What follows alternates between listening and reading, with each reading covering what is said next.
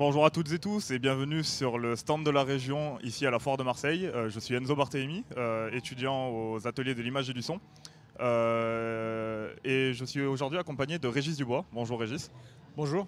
Donc Régis Dubois, vous êtes auteur et réalisateur français, spécialisé dans le cinéma américain et notamment afro-américain. J'aimerais que vous nous parliez, pour les gens qui ne vous connaissent pas, de votre parcours. Qu'est-ce qui vous a fait arriver dans le monde du cinéma ? Alors, en fait, donc, je suis enseignant en histoire du cinéma et surtout auteur de beaucoup d'ouvrages sur le cinéma. Et donc, comment je suis venu au cinéma à enseigner, mon parcours, en fait, c'est j'ai passé un bac scientifique.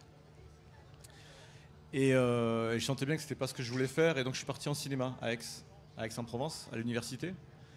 Et en fait, j'ai de suite accroché, quoi. Donc, je trouvais ça génial d'apprendre à voir des films. Et surtout, je trouvais ça génial, les gens qui enseignaient ça, quoi. Donc j'ai fait un parcours classique, j'ai fait mes études, j'ai fait un cursus cinéma audiovisuel à l'université de Aix-en-Provence. Et j'ai passé un doctorat. Donc ça fait bac plus 6, 7, je sais pas.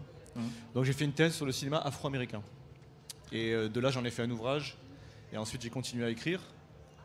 Et je suis rentré dans l'enseignement. En l'occurrence, aux AIS, pour enseigner en BTS et bachelor audiovisuel, l'histoire du cinéma. Qu'est-ce qui vous a poussé à vouloir transmettre votre savoir, à devenir enseignant ? Et est-ce que vous pouvez également nous parler un peu des réalisations que vous avez fait au sein de l'école, des films que vous avez réalisés ? Alors enseigner, c'est une évidence, quoi. Il n'y a pas meilleur métier que de parler de ce qu'on aime. Et je suis payé pour ça, en plus, c'est génial. Donc, des étudiants m'écoutent. Non, mais c'est super, quoi, de parler de... Moi, je passe mon temps à penser cinéma, à voir des films, à lire sur le cinéma, à écrire sur le cinéma. Ça me paraît une évidence, quoi. Et puis j'aime l'enseignement, je pense. J'ai été surveillant avant ça, j'ai été animateur de colonie, enfin, j'ai toujours été dans la transmission. Je pense qu'il y a des profs qui m'ont ouvert la tête, quoi. Je sais pas, qui m'ont en tout cas ouvert l'esprit. Dès le lycée, par exemple, des profs de français. Et voilà, je les en remercie. Du coup, ça m'a donné envie de me cultiver, de lire. Et je rends l'appareil, en fait. Donc j'aime beaucoup ça. Pour ce qui est du volet réalisation, oui, c'est bien l'idée aussi de réaliser, quoi. Pas seulement de voir des films et d'en parler, mais aussi d'en faire. Et dans le cadre de mon enseignement aux AIS, je réalise beaucoup de reportages, documentaires et reportages. Alors vous l'avez dit un peu plus tôt, vous êtes surtout auteur avant d'être réalisateur. Et vous nous avez amené ici quelques-uns des exemplaires que vous avez créés, dont vous êtes l'auteur. J'aimerais que l'on parle, là que je le vois, du livre sur Martin Scorsese, qui vous a, on le sait, beaucoup inspiré. Et voilà, que vous nous parliez un peu...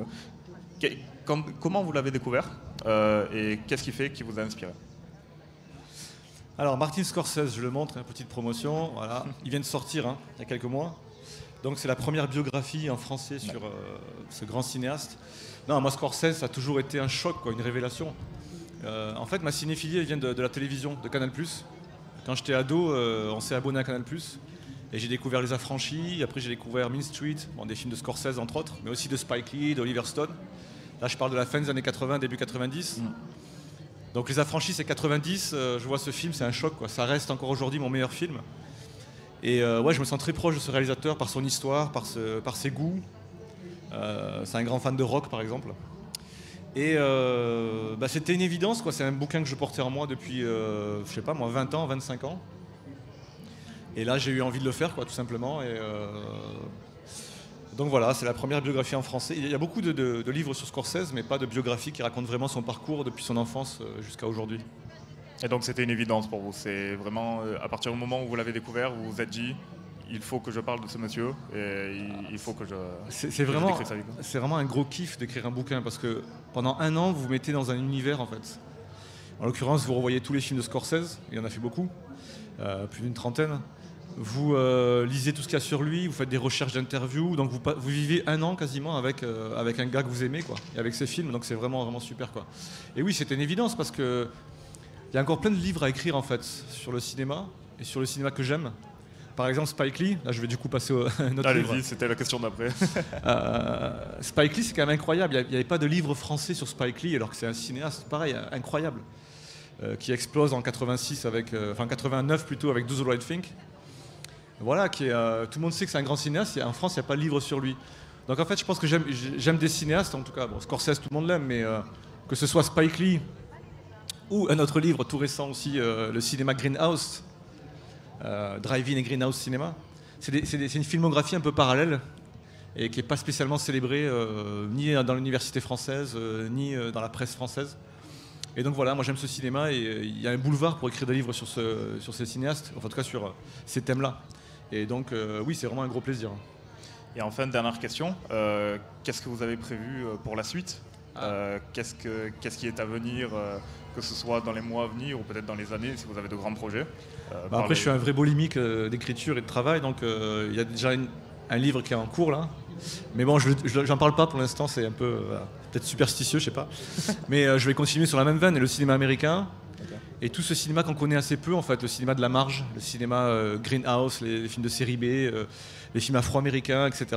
Et aussi des monographies sur des auteurs, parce que c'est toujours intéressant vraiment de creuser un cinéaste dans sa vie, dans sa filmographie, enfin voilà. Donc plein de choses à venir encore.